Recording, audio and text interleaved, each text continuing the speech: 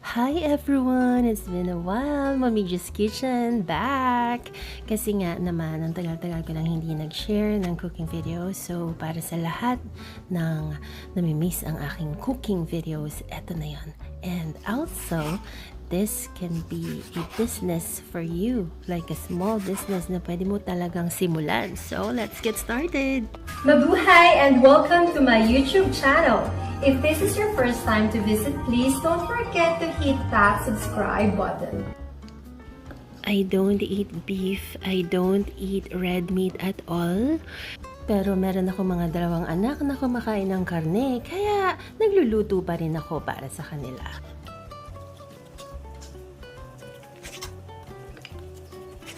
I switched to using Himalayan salt and itong meron ako, mix na yan. Kasi it's the healthiest option. And then you will add garlic powder, just extra seasoning. Kung hindi naman, pwede ka naman gumamit ng fresh garlic. And itong herbs, yan, extra na rin yan. So, optional na siya. Pero I think yung Worcestershire sauce, pampalasa. So, kung meron kayo, mas maganda. Kung wala naman, ordinary soy sauce na lang. Or kung meron kayong oyster sauce, pwede na rin. I always use olive oil. Simula nung lumipat ako dito sa ibang bansa, mas naging accessible sa akin to at mas mura kasi siya. So, kung meron kayong option sa Pilipinas, alam ko napakahirap maghanap ng olive oil sa atin na mura. Kung meron, why not? Pero kung wala naman, mas okay daw ang vegetable oil or actually, coconut oil.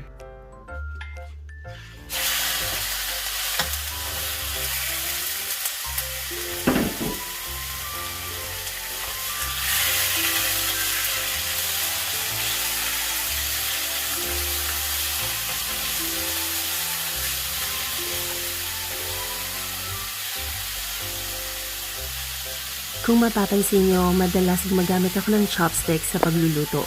Hindi lang dahil mahilig ako sa talagang Japanese na items, but because parang ang sarap magluto lang ng gumagamit ng chopsticks instead of the traditional sandok. I don't know, yun lang ang akin. Parang mas masarap magluto ng gamit chopsticks.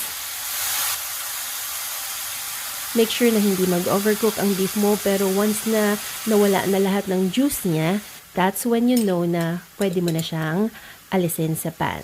And this is my MSG, ang ating asukal na pula. In short, red sugar. No, hindi. Brown sugar siya. Lagi lang ako nagkakamali. Kasi nga, kapag sinasabi natin na red sugar, mali daw yun. Lagi akong kinokorek ng isang kaibigan ko. Di ba, pag sinabi ng nanay natin, bumili ka nga ng asukal na pula sa labas. So, in my head, red sugar din siya sa English, pero brown nga pala. Kung nakita nyo, naglagay ako ng pepper, Korean siya, pero kahit anong paminta pwede. Maarte lang ako. And now, I'm using olive butter actually. Olive yan. Kaya healthy pa rin kahit may butter. Kasi mas masarap kapag may butter. So, nasa sa inyo yun kung anong klase ng butter ang ilalagay nyo. Ayan. ASMR. Malapit lang maluto ang ating beef.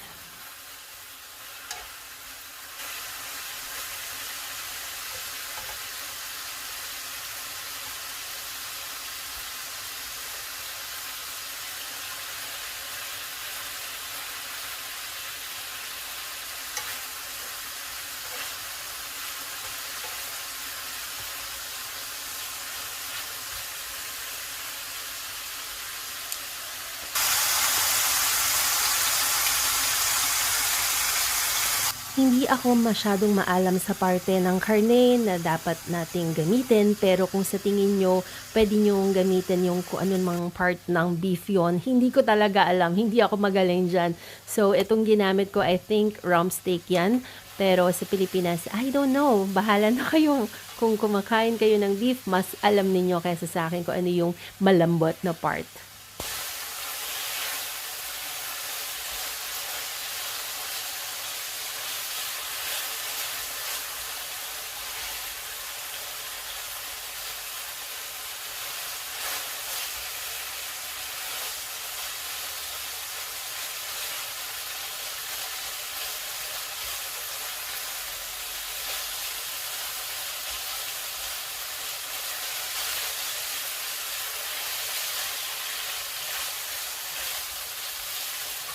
Luto na at ililipat natin sa plato para lumamig at mag-set yung flavors niya.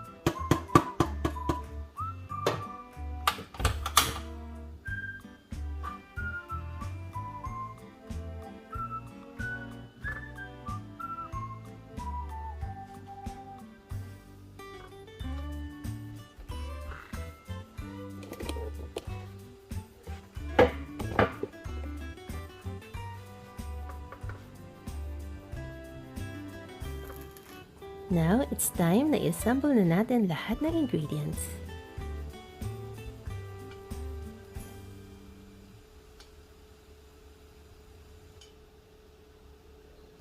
Pwede kang gumamit ng kahit anong sauce, depende sa preference mo. Garlic aioli, kung sa tingin mong bagay ang Thousand Island, barbecue, ranch, creamy garlic sauce, or even yung Caesar salad sauce, pwede rin.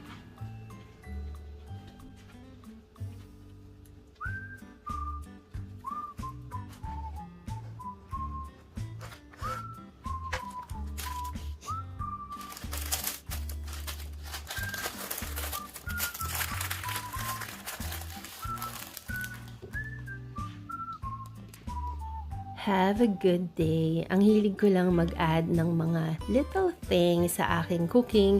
So, there you have it guys. Ito ang ating healthy, easy, simple, na masarap beef wrap. Hindi ko alam kung anong itatawag natin sa kanya, pero beef wrap na rin. Like I said kanina, pwede nyo siyang gawing small business din. Hindi lang panghain sa ating pamilya or mga bisita, pero pwede nyo siyang gawing small business made to order. Okay guys, kayo nang bahala kung paano nyo siya gawing negosyo. Ang trabaho ko lang ay mag-share sa inyo ng recipe ko. So, I hope nagustuhan nyo ang ating video. Next time na merong gusto kayong recipe na gawin ko, i-comment nyo lang and I will do my best to make a video for you. Thank you for watching! Stay happy and healthy. Mwah! Good vibes! Hindi madali mag-vlog. Ayan, ganyan kakalat ang ating setup behind the scenes. Reality lang!